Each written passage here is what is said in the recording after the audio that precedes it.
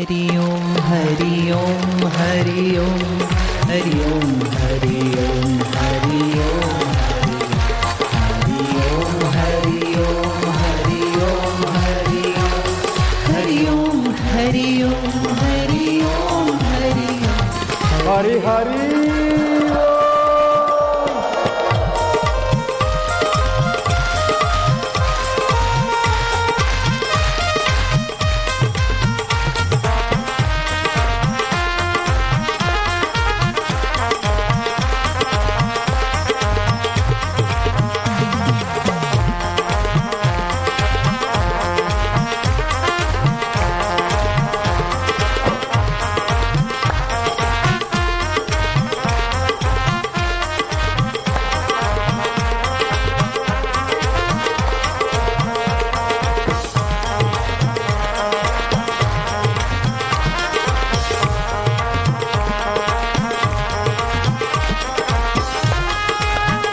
हरि बोल।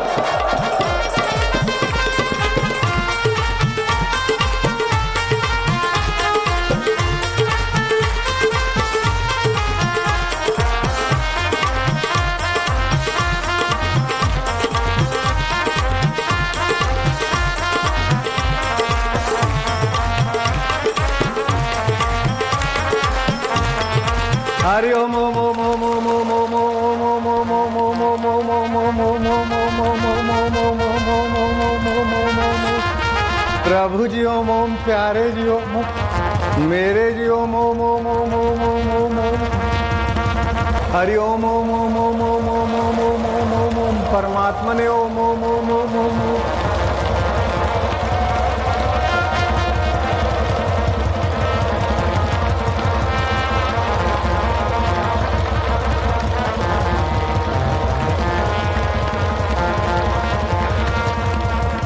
हरि ओम ओम ओम ओम ओम ओम ओम ओम ओम।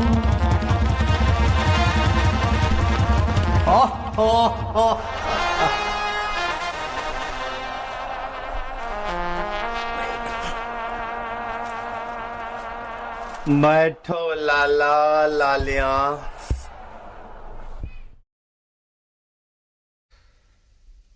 भक्ति मार्ग में चार घाट, ज्ञान घाट, भक्ति घाट, कर्म घाट और शरणागति घाट। इन चारों घाटों के चार आचार्य महापुरुष माने गए। सभी महापुरुषों के महापुरुष शिव जी ज्ञान घाट के आचार्य, काकभूषण जी भक्ति घाट के आचार्य, याज्ञवल्क्य जी कर्म घाट के आचार्य और शरणागति घाट के गोस्वामी जी आचार्य माने जाते। तो हनुमान जी को क्यों नहीं बोले? अरे बाबा, हनुमान जी तो इन चारों घाटों में निपुण है। हनुमान जी चारों को समय अनुसार प्रधानता देकर अपना काम कर लेते हैं। हनुमान जी में विलक्षणता है। कर्म दृष्टि से हनुमान जी कर्म पूर्णता से करते हैं। ज्ञान दृष्टि से हनुमान जी ज्ञान में भी पूर्णता, भक्ति में, शरणागति में हनुमान की पराकाष्ठा है।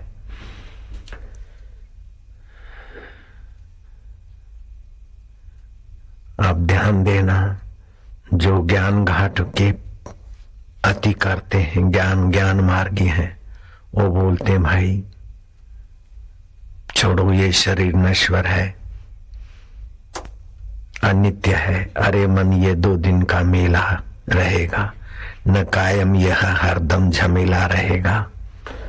कंधे पर ठठरी का ठेला रहेगा। तो ये ज्ञान मार्ग के लिए तो ठीक है, लेकिन डॉक्टर के पास मरीज जाए और डॉक्टर बोल दे कि अरे मन, ये 2 दिन का मेला रहेगा, शरीर नश्वर है, इसकी चिंता क्या करते हो, अनित्यानि शरीराणि वैभव न शाश्वत। तो डॉक्टर बेवकूफ है और मरीज परेशान हो जाएगा, सिर कूट लेगा। जहाँ ज्ञान की आवश्यकता है वहाँ ज्ञान, जहाँ भक्ति की आवश्यकता है वहाँ भक्ति, जहाँ कर्म की आवश्यकता है वहाँ कर्म, जहाँ दैन्य की आवश्यकता है वहाँ दैन्य। व्यवहार में भी कहीं रुबाब से काम लिया जाता है, कहीं मित्रता से काम लिया जाता है, कहीं हाथा जोड़ी से, कहीं दैन्य भाव से, तो कहीं समय का इंतजार करके काम लिया जाता है। सब जगह एक ही मापदंड नहीं चलता। किसी के मकान का वास्तु पूजन था, गायक को, प्रसिद्ध गायक कवि को बुलाया और उसने अपनी वीणा की तार पर आलापा, अरे मन ये 2 दिन का मेला रहेगा, न कायम ये हरदम झमेला रहेगा, कंधे पर ठठरी का ठेला रहेगा। लोगों ने तो सिर पीट लिया, मकान वाले ने भी कहा हो गई। इस समय ये वैराग्य का भजन गाने का समय नहीं था। इस समय तो गाते मंगल भवन अमंगल हारी द्रवं सुदशरथ अजिर बिहारी, अथवा यूं गाते नित्योत्सव भवेत् तेषां नित्य नित्यं च मंगलम येषां हृदय भगवान मंगलाय तनुम हरि। जो मंगल उत्सव है, भगवान हरि का चिंतन करते, भगवान हरि के निमित्त भोज बनाते, भगवान हरि के निमित्त गृह प्रवेश करते, भजन कीर्तन करवाते, उनके लिए तो घर भी मंगलमय, भोजन भी मंगलमय, मिलन भी मंगलमय, उनके लिए तो नित्य मंगलमय उत्सव है। कवि को ये गाना चाहिए।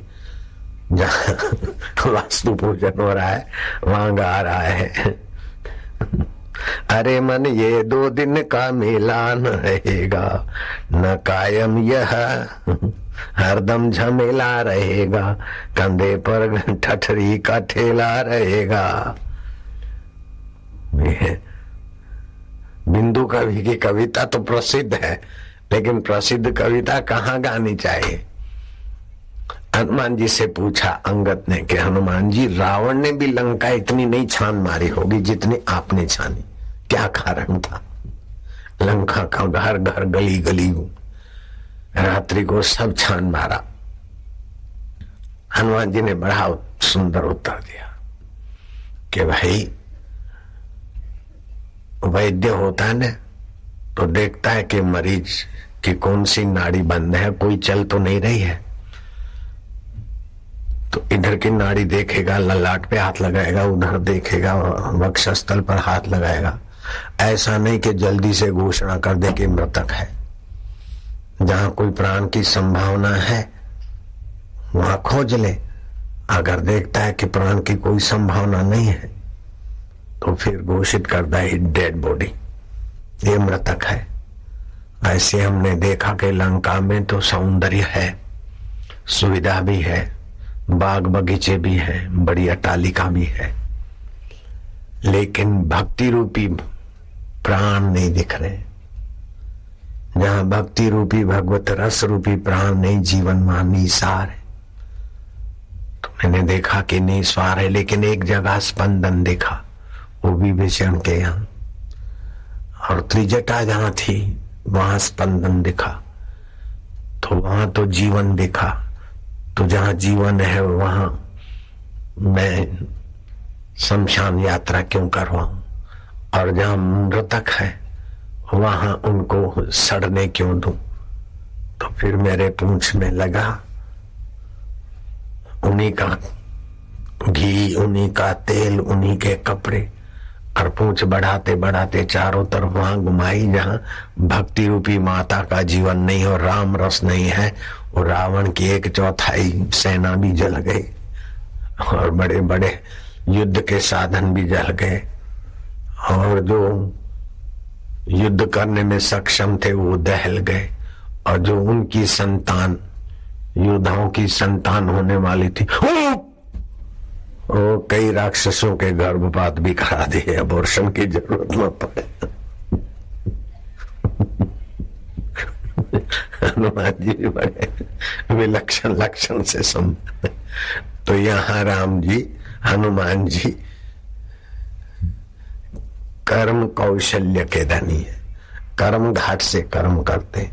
राम जी ने तो भेजा कि सीता जी कुशल है, कैसा है, जरा देख के आओ खोज के। लेकिन एक काम बताया कि अब्राहम, सीता जी को जिसने कैद किया उसकी सेना कैसी है, परकोटे कैसे हैं, कैसे तोड़े, कुछ तो खुद ही तोड़ के आए, और उसके बलवान बलवान को कैसे हैं योद्धे, तो 1/4 तो सेना भी समाप्त करके आए और सारी खबर लेके आए शत्रु के घर, कैसे धावा बोलना और कैसे मेरे स्वामी सफल हो। तो शरणागति भाव, दास्य भाव, सख्य भाव आदि कई भाव होते हैं। तो शरणागति भाव, दास्य भाव, सख्य भाव आदि से भगवान की रति पैदा होती है। जिसके जीवन में भगवान की रति पैदा हुई वो जीता है, बाकी सब मुर्दे शरीर को मैं मान के मरे जा रहे। भगवान की प्रीति रति अगर नहीं है तो फिर ये तन का चा कुंभ है, फुटत न लागे बार, फटका लागे फूटी पड़े, गर्व करे वह गवार। यहाँ ज्ञान और वैराग्य की जरूरत है, लेकिन यहाँ रति और प्रीति है उनके यहाँ तो इस बात की जरूरत है। नित्योत्सव भवे तेषाम नित्य नित्यम च मंगलम,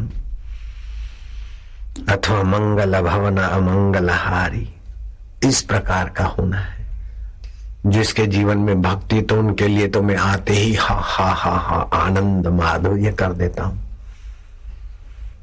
तो ज्ञान घाट, कर्म घाट, भक्ति घाट, दैन्य घाट। हनुमान जी दैन्य तो इतने इतने लघु हो जाते हैं कि शीर्षा के मुंह में घुसकर भाई ले, यहाँ छोटा बनना है तो इतने छोटे बन जाते, और बड़ा बनना है तो इतनी विशाल काया बना देते कि सीता जी बोलते बस बस बस, देख लिया हो जा, वैसा हो जा जैसा था वैसा। तो राम जी में तो ये चारों घाटों की यात्रा का समन्वय हमारे साधकों के जीवन में भी सभी बातों का समन्वय हो। इसीलिए मैंने बेजू बावरा की बात कही थी और उसका शिष्य था गोपाल। गोपाल को खूब सिखाया और ऐसा साज और राग गाए कि कश्मीर का राजा उनका भक्त बन गया था और राजकवि हो गया था।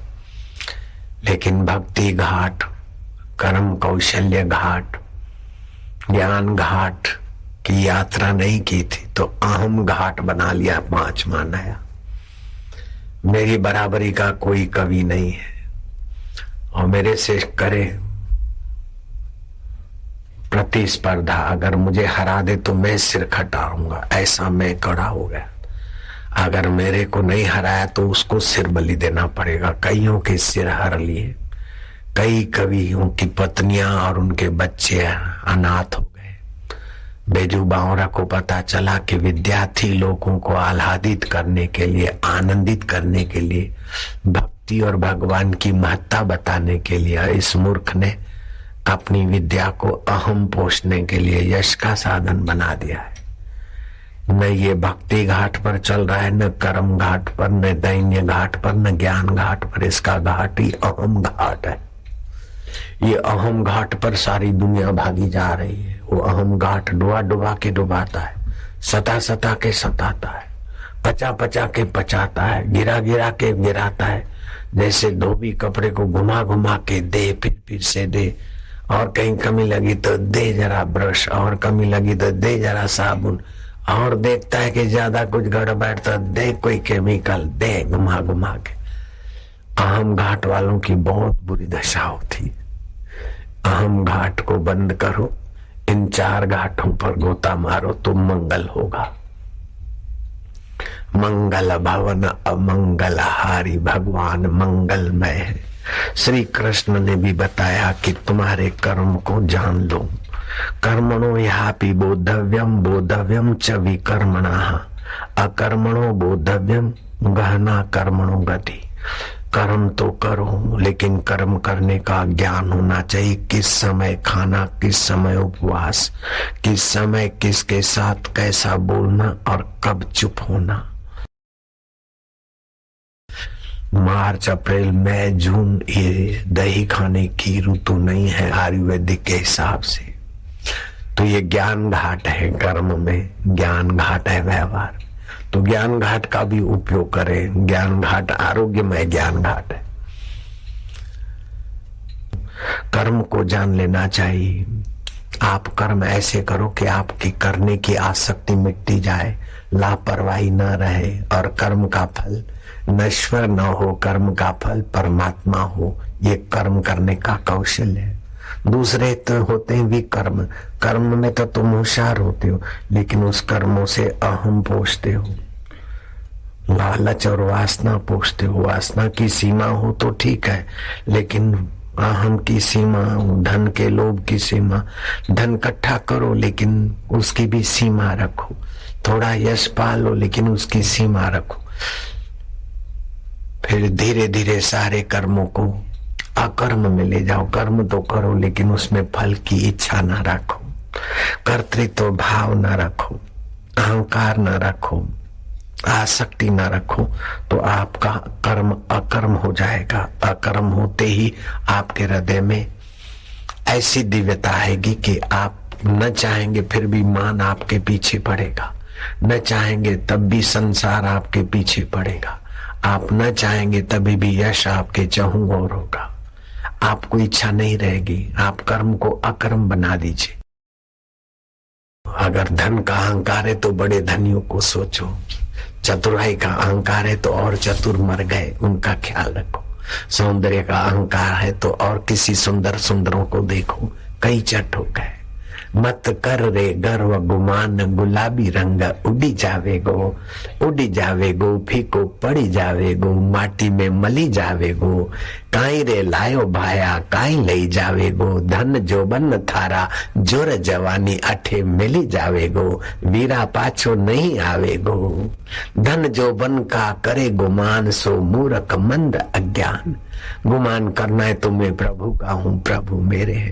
परमात्मा सत्य है तो मैं भी सत्य हूँ, परमात्मा चेतन है तो मैं भी चेतन हूँ, परमात्मा ज्ञान और आनंद स्वरूप है तो मैं उनकी संतान हूँ। मरने वाला शरीर में नहीं हूँ, बीमार होने वाला शरीर में नहीं हूँ, दुखी होने वाला मन में नहीं हूँ, राग द्वेष से सनी हुई बुद्धि में नहीं हूँ। मैं बुद्धि को भी जानता हूँ, मन को भी जानता हूँ, बीमारी को भी जानता हूँ।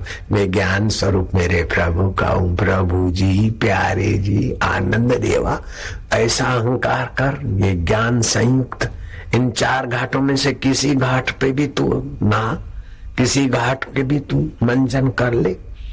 अपना अहंकार का पंचम घाट रावण ने बनाया, बड़ा भारी हो गया। आजकल तो लोग न जाने कितने कितने घाट बना रहे हैं। उन घाटों से आप अपने को बचाइए। श्री राम जी के सेवक हनुमान ने इन चार घाटों में से ऐसा ऐसा भाई, ज्ञान में भी ज्ञानी नाम अग्रगण्य, भक्ति में भी दास भाव में भी और कर्म में भी सखा भाव में हनुमान जी ने क्या कमी रखी। आप हनुमान जी के पद चिन्हों पे चलिए। आद्य शंकराचार्य, वल्लभाचार्य, रामानुजाचार्य और भी महापुरुष जो सतपुरुष हो गए, उनके पद चिन्ह पर चलिए।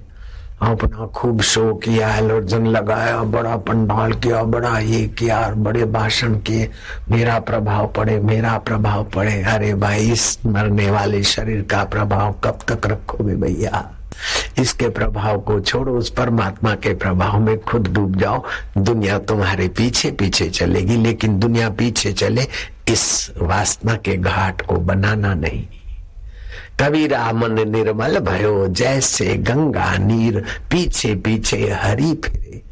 जिसने अपना अहम छोड़ दिया, उसके पीछे तो भगवान घूमते, देवता घूमते, इंद्र भी उसका स्वागत करते। यत पदम प्रेप्सवो दीना, शक्रादय सर्व देवता, अहो तत्र स्थितो योगी, हर्षम न उपजायते। जिस पद को पाए बिना इंद्र भी अपने को कभी कभी बोना मानते। इंद्र के आगे तो अप्सराएं नाचे, गंधर्व गाए, साजी साज बन जाए, तब इंद्र को मजा आए। लेकिन आत्मज्ञानी ब्रह्मज्ञानी महापुरुष तो जरा सा नजर डालता है, लाखों आदमी शांति, आनंद, माधुर्य, सद्भाव से संपन्न हो जाते। ब्रह्मज्ञानी की दृष्टि अमृतवर्षी। इन सब विद्याओं का मूल है, विद्याओं का शिरोमणि, विद्याओं का मूल तुम्हारा अंतरात्मा परमात्मा। हम लाखवां हिस्सा अपनी योग्यता विकसित करके बुद्धिजीवी होते हुए इस मरने वाले शरीर के अहम पोषने में मारे जा रहे हैं। रावण भी नंबर 1 में लगे थे, बुरी तरह रगड़े गए। नंबर विशेष ऐसे ही हरीफाई में, स्कूल में, कॉलेज में आप दौड़ धूप करके दूसरे बच्चों को नीचा दिखा के विशेष बनते न, ये अहंकार का घाट आपके जीवन में असंतोष लाएगा और जो हारे हैं उनकी तरफ से बद्दुआ अवसर। श्री रामचंद्र जी खेल कूद में क्या करते थे? देखते थे कि सामने वाला पक्ष हार जाएगा, दुखी होगा, तो स्वयं हार जाते अथवा लक्ष्मण को संकेत करते कि उनका उत्साह बढ़ाना है। लक्ष्मण समझ जाते थे, हार जाते थे और सामने वाले को जिताकर परम जीत में विश्रांति पाते, आत्मसंतोष पाते। सासू बहू को हरा मत बहन बेटी, बाबू की बच्ची नहीं रहो कच्ची, सासू को मान दे स्नेह दे, सासू के आंसू पूछ तो तेरे आंसू भगवान पूछेंगे। बहू को मेरे टोने मार कर उसको सताने, ऐसे ही एक दूसरे के प्रति अपने अहम में आई हुई नीचता को हटाओ। औरों को टोटा चबाने की दुश्चेष्टता के बदले औरों को खीर खांड खिलाओ, तो आपका हृदय भगवत रस से, कर्म योग से, भक्ति योग से, ज्ञान योग से, शरणागति योग से आपका हृदय हनुमंतवत हो जाएगा। दूसरे में दोष देखे नहीं, दूसरे का बुरा चाहे नहीं, दूसरे को बुरा माने नहीं, दूसरे का बुरा सोचे नहीं, दूसरे का बुरा करे नहीं, तो आप बुराई रहित हो जाएंगे। आपने दुनिया की बड़ी सेवा कर ली और आपके द्वारा जो भी होगा सेवा ही सेवा हो जाएगा। एकदम मंगलमय सूत्र है। या तो श्रेष्ठ पुरुष की सेवा करिए, या तो श्रेष्ठ बनकर फिर सेवा करिए, अथवा श्रेष्ठ होने के लिए प्रभु को अर्पण करते हुए सेवा करिए, आपका परम मंगल हो जाएगा। मंगल भवन अमंगलहारी। तीर्थ नाए एक फल, धर्म लाभ होता है, वातावरण का फायदा मिलता है। संत मिले फल 4, धर्म अर्थ काम और मोक्ष के फायदे होते हैं। लेकिन सत्संग नहीं मिला तो तीर्थ का परिश्रम करके थोड़ा पुण्य लाभ करके लोग बेचारे बहिरंग साधन में बहिर्मुख होके थक के चले जाते। तीर्थ में आने का फल यही है कि उच्च कोटि का सत्संग मिले, उच्च कोटि की समझ मिले, ऊंचे में ऊंचे परमात्मा में जगे हुए महापुरुषों का अनुभव संपन्न सत्संग मिले। सत्य में जो टिके हैं, सत्य में जो जगे हैं, सत्य स्वरूप से एकाकार होकर जो अपनी अनुभव वाणी बोलते हैं, वे महापुरुष सत्संग होता है।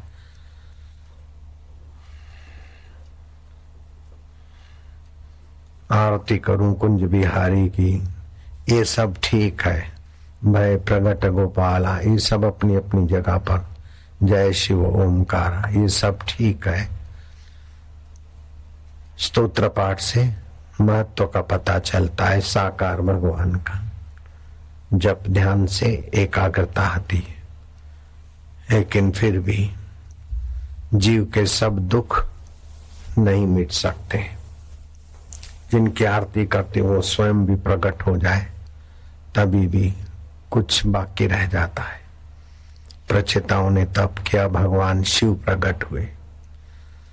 वरम ब्रूयात, वरदान मांगा कि भगवान नारायण का दर्शन हो जाए। श्रीमद् भागवत में आता है भगवान शिव जी ने मंत्र दीक्षा दी, भगवान नारायण का स्तवन पाठ आदि दिया। एकांत में रहना, ब्रह्मचर्य का पालन करने से ब्रह्म नाड़ी पुष्ट हुई, ब्रह्म संकल्प साक्षात हुआ।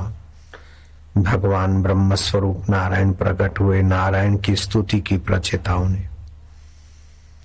भगवान नारायण ने कहा कि जैसे मरुभूमि में वृक्ष मिलना, हरियाली होना कठिन, ऐसे युवा अवस्था में विवेक होना, संयम होना, साधना होना ये बड़ी कठिन, फिर भी तुमने कर दिखाई, मैं तुम पर प्रसन्न हूं।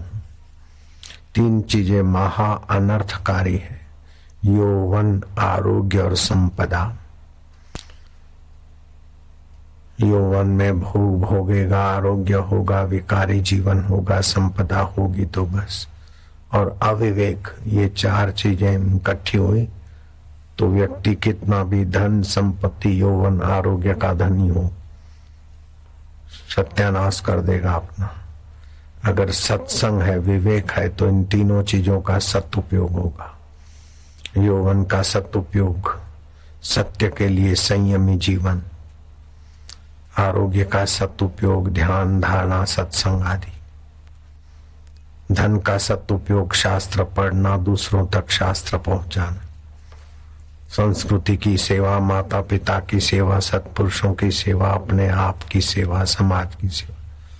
अगर विवेक होगा तो धन का, यौवन का, आरोग्य का सदुपयोग करके सत्य स्वरूप परमात्मा को पा लेगा।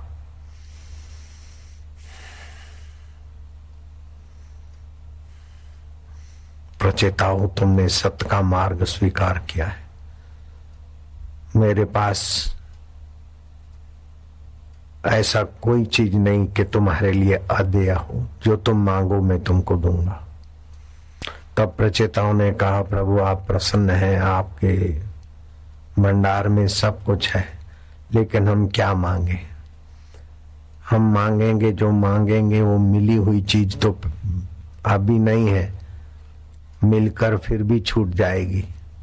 हमें तो ऐसा दो जो अछूट हो, जो कभी ना छूटे, जिसको पाने के बाद कुछ पाना बाकी न रहे, जिसको जानने के बाद कुछ जानना बाकी न रहे, जिस चीज से बढ़कर कोई चीज ना हो। आप जिसको सर्वोपरि श्रेष्ठ समझते हैं, हे भगवान हमारी मति गति नहीं है, सर्वोपरि श्रेष्ठ चीज का क्या व्याख्या करें। आप जिसको सर्वोपरि समझते हैं, हमारे हित के लिए जो भी आपको उचित लगे वही भगवान नारायण आप कृपा करेंगे। भगवान नारायण विशेष प्रसन्न हुए। प्रचेताओं, तुम्हारे विवेक बति बुद्धि को शाबाश है। मिली हुई चीज तो मिट जाएगी, लेकिन जो पहले था अभी है, बाद में रहेगा, जिसमें स्थूल शरीर, सूक्ष्म शरीर, कारण शरीर का कोई महत्व ही नहीं। बड़े बड़े धन संपदा का महत्व नहीं है, बड़े बड़े राज्य और इंद्र पद का भी महत्व नहीं, छूट जाता है। समाधि का भी महत्व नहीं है, भोग का भी महत्व नहीं है, त्याग का भी महत्व नहीं है। ऐसी चीज तुमको जो पहले था अब भी है, बाद में रहेगा, जो तुमसे कभी नहीं बिछड़ा, उस आत्मदेव का ज्ञान तुम्हें देव ऋषि नारद के सत्संग से प्राप्त होगा। मेरा आशीर्वाद है। भगवान नारायण प्रसन्न हुए, भगवान शिव जी के दर्शन हुए, नारायण के दर्शन हुए। उसका फल ये हुआ कि आत्मा परमात्मा का अपने शुद्धमय का ज्ञान देने वाला सत्संग मिलेगा। गंगा में डुबकी मार के चले गए, जो नहीं आते उसकी अपेक्षा डुबकी वालों को शाबाश है, लेकिन केवल डुबकी मारने से काम नहीं चलता, केवल धुन बोलने से भी काम नहीं चलता, आरती और भजन और राग रागिनियां गाने से भी काम नहीं चलता। आखिरी बात तो है सत्संग मिल जाए, विवेक जग जाए। सामान्य विवेक तो खटमल को, कीड़े मकोड़े को भी है कि क्या खाना क्या ना खाना, किधर से भागना और किधर रहना। ये शरीर को जिलाने का विवेक, ये तो बहुत तुच्छ चीज है। आत्मा अविनाशी है और जगत विनाशी है। आत्मा परमात्मा नित्य है और जगत और शरीर अनित्य है। इस प्रकार का प्रखर विवेक सत्संग से मिल जाए। दुख आता है, हम दुख के साथ बेवकूफी लगाकर जुड़ जाते हैं, अपने को दुखी मानते हैं। सुख के साथ जुड़ जाते हैं, अपने को सुखी मानते हैं। बालकपने के साथ जुड़ जाते हैं, हम बच्चे हैं। किशोर अवस्था के साथ जुड़ गए, हम किशोर हैं। बालक मरा तो किशोर पैदा हुआ, किशोर मरा तो जवान पैदा हुआ, जवान मरा तो बुढ़ा पैदा हुआ, बुढ़ा मरा तो क्या पैदा हुआ। उसको जानने वाला जो कभी पैदा होता ही नहीं, मरता ही नहीं, वो मैं आत्मा हूँ, चैतन्य हूँ, इस प्रकार का विवेक मिल जाए, उसमें जग जाए, तो उसके सारे तीर्थ हो गया। ऐसा सत्संग मिल जाए तो उसने सारे तीर्थों में स्नान कर लिया, चाहे गंगा में नहाए चाहे ना नहाए। जिसको ब्रह्म ज्ञान का सत्संग मिल गया उसने सारे तीर्थ कर लिए, सारे तीर्थ में स्नान कर लिया।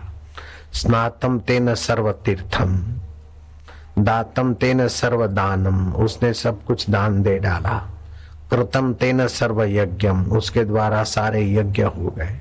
ये न क्षणम मन ब्रह्म विचारे स्थिरम कृत्वा, उस ब्रह्म परमात्मा के विचार में जिसने अपना सत्संग के द्वारा मन लगा दिया उसने सारे तीर्थों में स्नान कर लिया, सारे यज्ञ कर लिए, सारे पितरों का तर्पण कर लिया, सारा सब कुछ कर लिया। स्नातम तेन सर्व तीर्थम दातम तेन सर्व दानम कृतम तेन सर्व यज्ञम, उसके द्वारा सारे तीर्थ हो गए, सब दान हो गया, सब यज्ञ हो गए। ये न क्षणम मन ब्रह्म विचारे स्थिरम कृत्वा।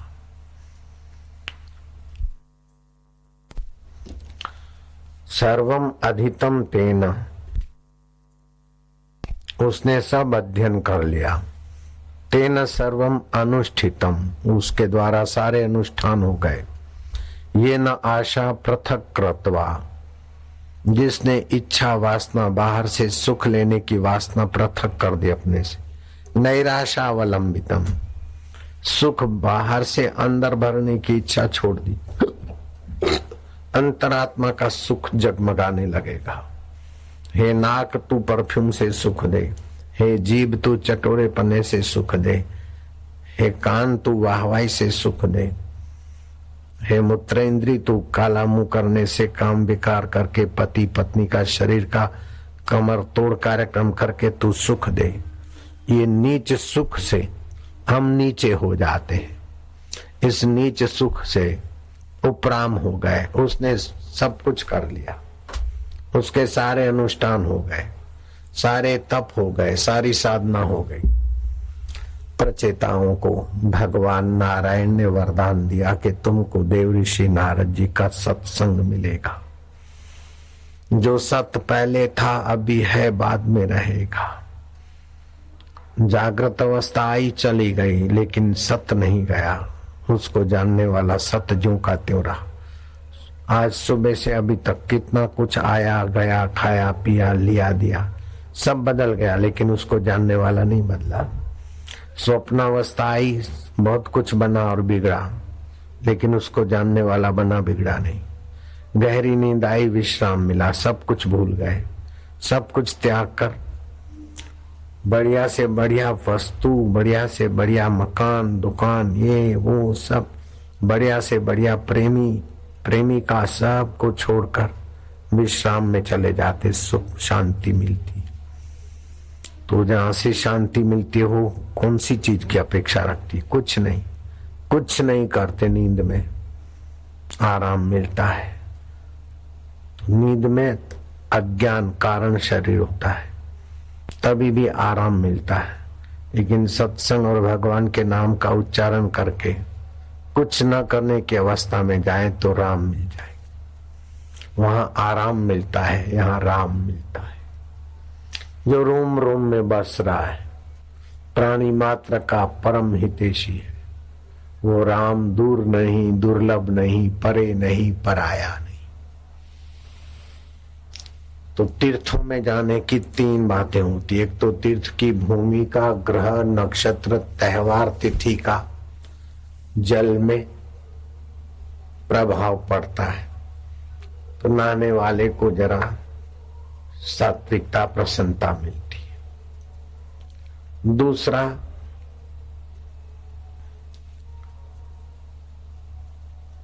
धर्म अनुष्ठान, यज्ञ याग हवन होम दान पुण्य आदि सूक्ष्म शरीर को, स्थूल शरीर को स्वास्थ्य लाभ और जल और तेज तत्व विशेष होते हैं जल में और पृथ्वी में, उसका लाभ मिलता है। पुण्य कर्म करने से सूक्ष्म शरीर को लाभ हुआ। किन सत्संग नहीं मिला तो स्थूल शरीर भी मिट जाता है, सूक्ष्म शरीर भी बदल जाता है। कारण शरीर में भी अज्ञान है अगर सत्संग नहीं मिला तो तीर्थों में सारी जिंदगी लोग रहते हैं, फिर मरने के बाद प्रेत हो जाते। तीर्थ का महत्व है कि आत्म तीर्थ में ले जाने वाला सत्संग मिल जाए। तीर्थी कुर्वन्ति तीर्थाणी, जो आत्म तीर्थ में नहाते हैं, आत्म तीर्थ में जो जगह है, ऐसे महापुरुषों की उपस्थिति तीर्थ को तीर्थत्व देती है।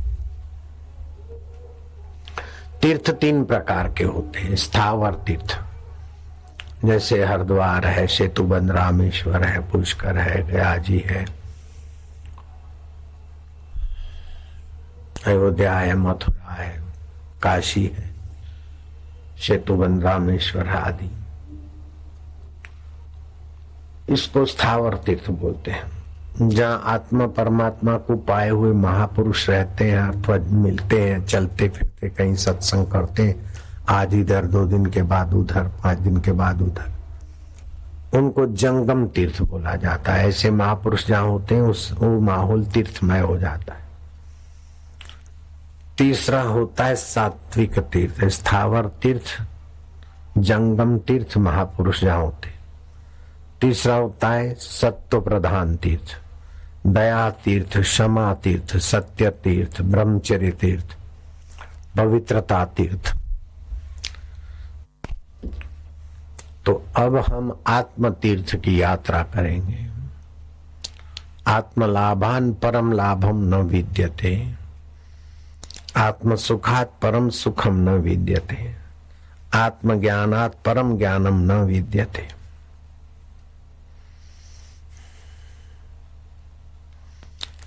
चैतन्य महाप्रभु कहते हैं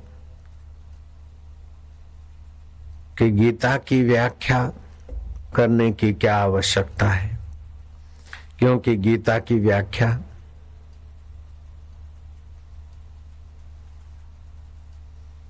श्रीमद् भागवत है।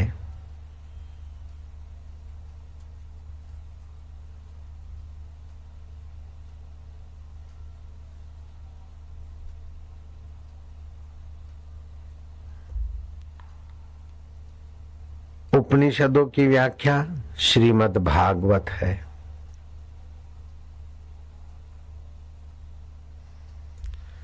भागवत भगवान की शरणागति, भगवान की प्रीति, वीर रस, श्रृंगार रस, हास्य रस के साथ साथ आत्मरस को प्रगटाने की, कुछ न करने की, विश्रांति योग की ऊंचाई को भागवत में भगवान वेदव्यास ने उपनिषदों की और गीता की व्याख्या कर दी है।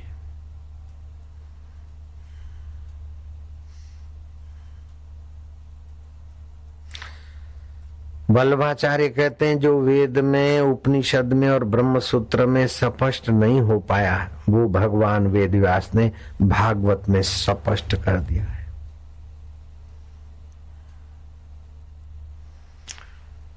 तो भगवान के स्वरूप की स्पष्टता है और भगवान की आवश्यकता, और हम भगवान के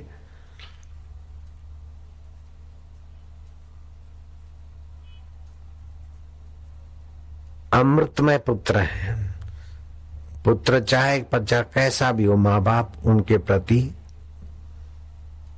दयामय रहते हैं, लेकिन बाहर के माँ बाप तो अज्ञानवश कुछ गड़बड़ी कर सकते हैं, लेकिन भगवान परम ज्ञान स्वरूप है, वो परम दयामय है। तो भगवान की शरण लें।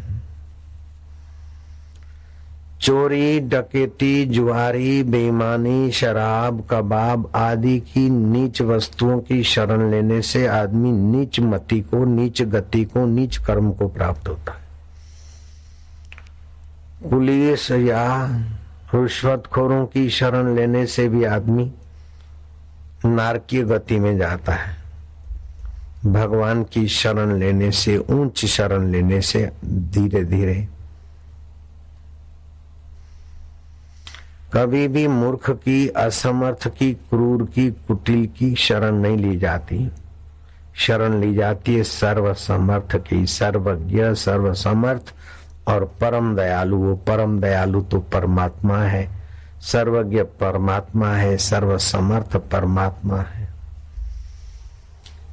मैं तो कई बार बोल चुका कि दुनिया की स्कूलें कॉलेजों के सारे सर्टिफिकेट, विश्वविद्यालय के सर्टिफिकेट लेकर बंडलों के बंडल में ले लेता, तभी भी मुझे उतना फायदा नहीं होता जितना मेरे को ब्रह्म ज्ञानी मेरे लीलाशाह प्रभु के सत्संग से और उनके दर्शन और कृपा से हुआ। सत्संग से आध्यात्मिक ज्ञान तो मिलता है, लौकिक कला कौशल्य भी मिलता है और लौकिक भी मिलता है, और मिलते मिलते ऐसी चीज मिलती है कि स्थूल शरीर में जो कुछ मिला वो कुछ भी नहीं। सूक्ष्म शरीर भी हमारे लिए नहीं है, स्थूल शरीर भी हमारे लिए नहीं है, कारण शरीर भी हमारे लिए नहीं, ये प्रकृति का है। अब प्रकृति का है, प्रकृति की इस पर असर होगी और प्रकृति में ही घूम घुमा के बदलेगा। स्थूल शरीर से कितना भी कुछ भी मिल जाए हमारे लिए कुछ भी नहीं, क्योंकि स्थूल शरीर हमारा है ही नहीं, रहेगा ही नहीं। सूक्ष्म शरीर भी बदलता है, हमारा नहीं है। कारण शरीर भी बदलता है, हमारा नहीं है। हम तो अबदल हैं। बचपन बदल गया, हम उसको जानते हैं। बचपन की मानसिकता बदल गई, सूक्ष्म शरीर की, उसको भी हम जानते हैं। बचपन की नींद 8 घंटे सोते थे कारण शरीर में, वो भी बदल गई, उसको भी हम जानते हैं। तो हम इससे अलग हुए न, स्थूल शरीर से, सूक्ष्म शरीर से, कारण शरीर से हम अलग हैं। स्थूल शरीर की समाधि 1000 वर्ष की हो गई, फूंक मारा तो आसमान हमारी फूंक से भर गया और बारिश हो गई, आंधी चल गई, तूफान हो गई। सूर्य बर्फ का गोला होकर धरती पे आ गया और पृथ्वी आकाश में उड़ने लगी। ऐसी शक्तियां, योग्यताएं फिर भी हमारे लिए नहीं है। हम धोखे में दूसरों को धोखे में डालने की लीला हुई, माया हुई। हमको लोग भगवान माने अथवा हमारे सिद्धांत का प्रचार भी हो जाए, तभी भी हमारे लिए वो कुछ नहीं हुआ। सारे विश्व के लोग हमारा चित्र रखे और आरती करें, हम एक शब्द यहाँ कर सब लोग जी हजूर करके मानने लग जाए, फिर भी उससे हमें कोई फायदा होने वाला नहीं। ये फायदा होगा स्थूल शरीर को, स्थूल शरीर हम है नहीं। सूक्ष्म शरीर को फायदा होगा, मन में प्रसन्नता होगी, तो प्रसन्नता आती जाती है, हम तो नहीं आते जाते हैं। स्थूल शरीर बच्चा बाल जवान होता है, हम नहीं होते हैं। तो ये हमारी जाति के नहीं है।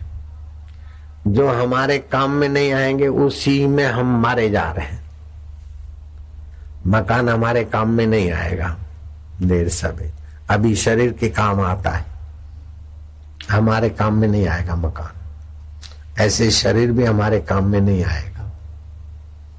स्थूल सूक्ष्म कारण, अपितु हमारी हस्ती से शरीर काम करता है। स्थूल सूक्ष्म कारण,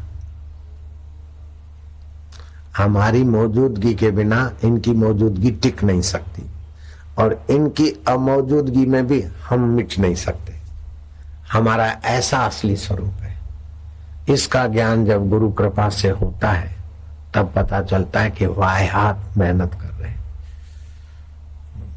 बिछड़े हैं जो प्यारे से दर बदर भटकते फिरते हैं।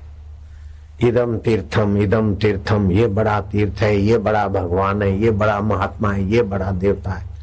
अरे बड़े में बड़ा तेरा आत्मदेव। वो सभी में अनुसूत है, उसको पाने की कला सीख ले बस।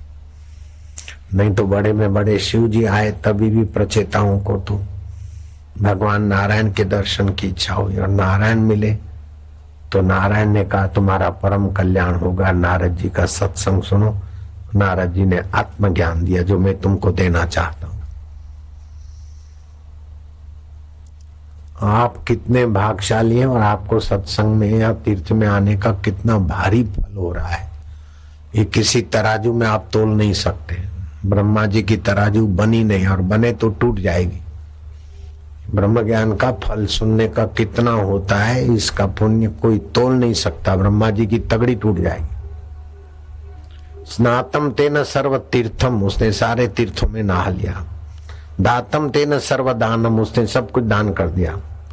कृतम तेन सर्व यज्ञम, उसने सारे यज्ञ कर दिए। ये न क्षणम मनः ब्रह्म विचारे स्थिरम कृत्वा। प्रचेताओं को ब्रह्म विचार में स्थिर करने वाला सत्संग मिला। अर्जुन को ब्रह्म विचार में स्थिर करने वाला सत्संग श्री कृष्ण की कृपा से मिला। हनुमान जी पर अति कृपा बरसाई सीता जी ने और राम जी ने, तब ब्रह्म विचार में हनुमान जी टिके और पूर्णता पाई। अष्ट सिद्धि नवनिधि के धनी थे। तुमको तो पैदल आना पड़े, गंगा जी में नहाने के लिए धक्का मुक्की सहना पड़े। हनुमान जी तो जहीं जहाँ चाहे गोता मार के जा सकते। ऐसी शक्तियों के धनी को भी ब्रह्म ज्ञान का सत्संग की कृपा करने वाले सीताराम की सेवा करनी पड़ी। वो सत्संग आपको मिल रहा है, ब्रह्म ज्ञान का सर्वोपरि है।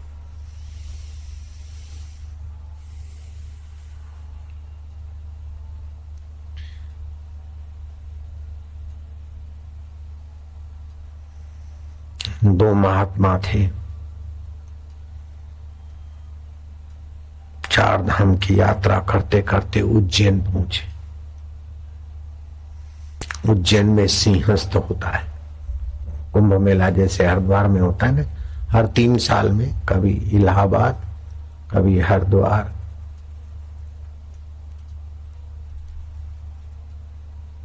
कभी उज्जैन, कभी नासिक, हर 3-3 साल में।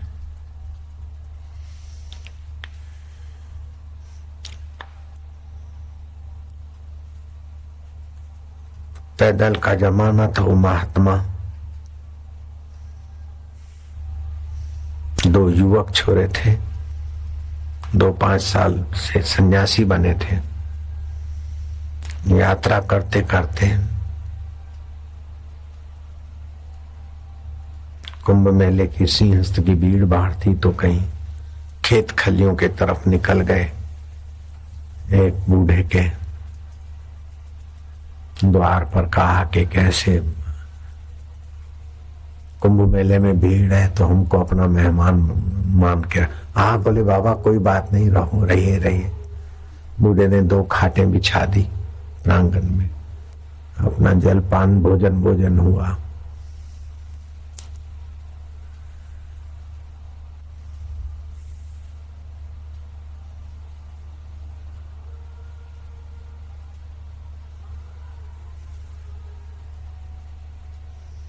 गप सप लगाते लगाते, क्यों किसान काका, तुमने 4 धाम की यात्रा किया है क्या? बोले नहीं महाराज, मैं तो काश्तकार हूं, यहीं रहता हूं, कभी गया नहीं। 4 धाम की, 1 धाम की यात्रा किया? बोले नहीं। तुम गंगा नहाए कभी? बोले नहीं। सेतु बंद रामेश्वर देखा है तुमने? बोले मैं नहीं गया। पुष्कर राज में गए कभी? बोले नहीं। प्रयागराज में गए? बद्रीनाथ में? बोले कहीं नहीं। रुद्रप्रयाग, कर्णप्रयाग देखा है? बोले नहीं। हाय, किसके घर आ ठहरे।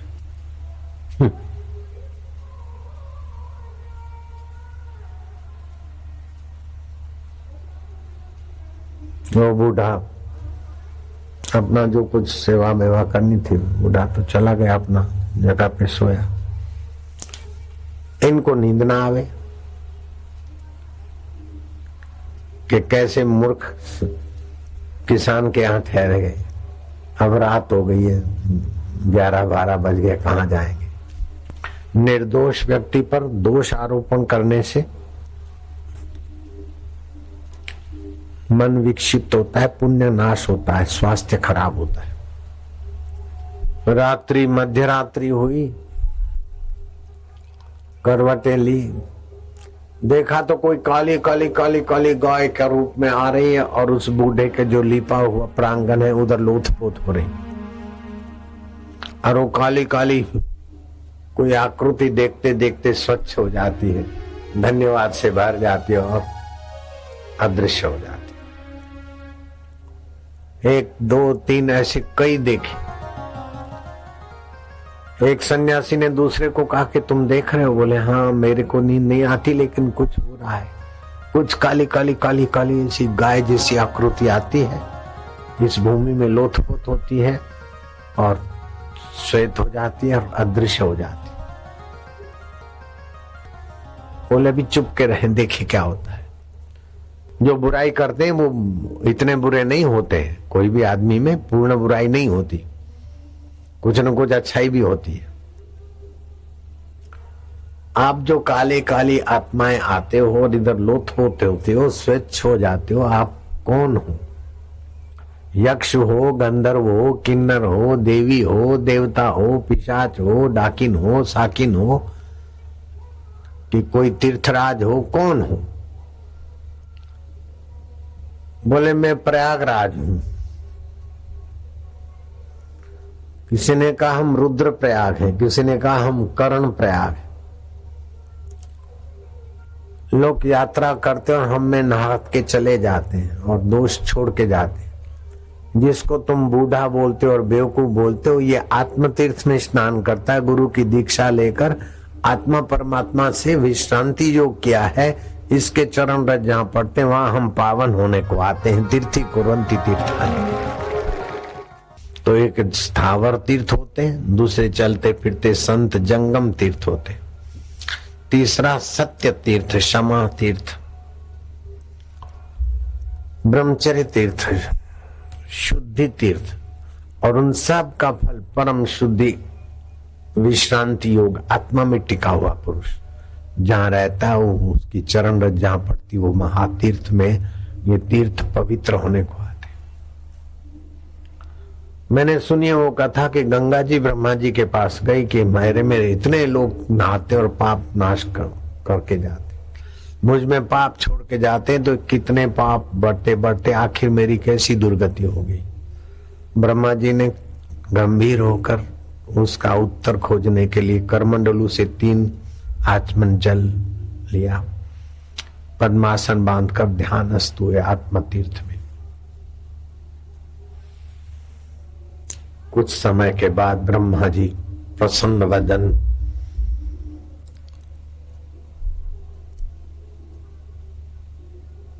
ओज और तेज छलकाती हुई वाणी से, कृपा बरसाती हुई नेत्रों से गंगा के तरफ देखने लगे कि पुत्री गंगी, तुम्हारी समस्या का समाधान मिल गया। लोग तुम में नहाएंगे, पाप छोड़ जाएंगे।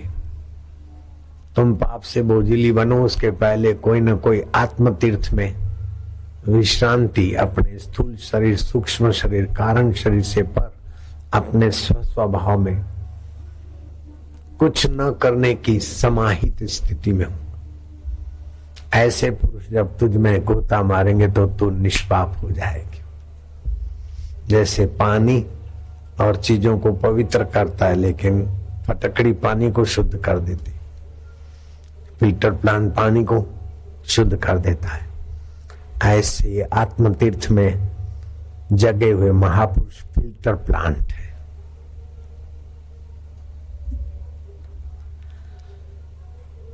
तो आत्मा परमात्मा में शांति पाना चाहिए, और वो कठिन नहीं है, दूर नहीं है, दुर्लभ नहीं है। ये पक्का कर लो कि स्थूल शरीर से जो कुछ भी बना, स्थूल शरीर या बिगड़ा, हमारा कुछ बना बिगड़ा नहीं। शरीर बढ़िया हुआ तो हम बढ़िया हुए ऐसा नहीं सोचो, शरीर घटिया हुआ तो हम घटिया हो गए ऐसा ना सोचो। मन बढ़िया हुआ या घटिया हुआ तो अपने को बढ़िया घटिया मत मानो। नींद बढ़िया घटिया आई तो अपने में न मानो, ये स्थूल में, सूक्ष्म में, कारण में। अपने को उस आत्म तीर्थ में स्थित करो।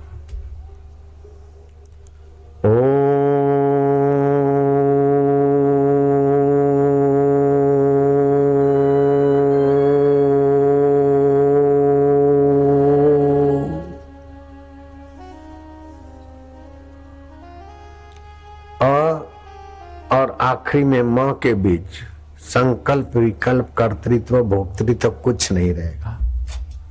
निसंकल्प दशा है। ऐसा 15 मिनट 10 मिनट सुबह शाम दोपहर को आत्म तीर्थ की विश्रांति आपको तो पावन कर देगी, लेकिन वातावरण में भी खूब खूब मंगलमय प्रभाव। वो बूढ़ा अनपढ़ था, किसान था, साधु से कोस रहे थे, फिर भी उसके चित्त में दुख नहीं हुआ।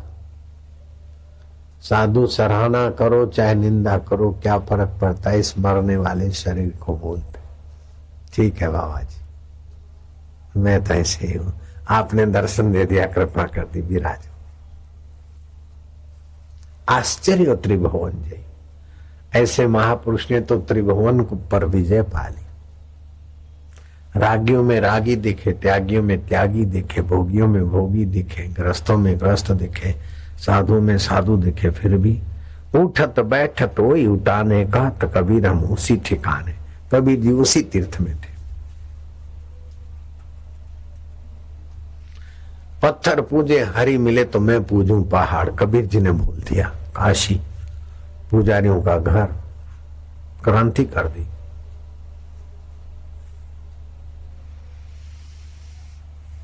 कंकड़ पत्थर जोड़ के दिया मस्जिद बनाए, तापे मुल्ला चढ़ी बांग दे, क्या बहरा हुआ खुदा। ये सब बाल मंदिर के बच्चे हैं, केजी के विद्यार्थी चिल्लाते रहते बेचारे। आत्म तीर्थ का तो महापुरुष का कोई कोई विरला रहस्य समझ सकता है।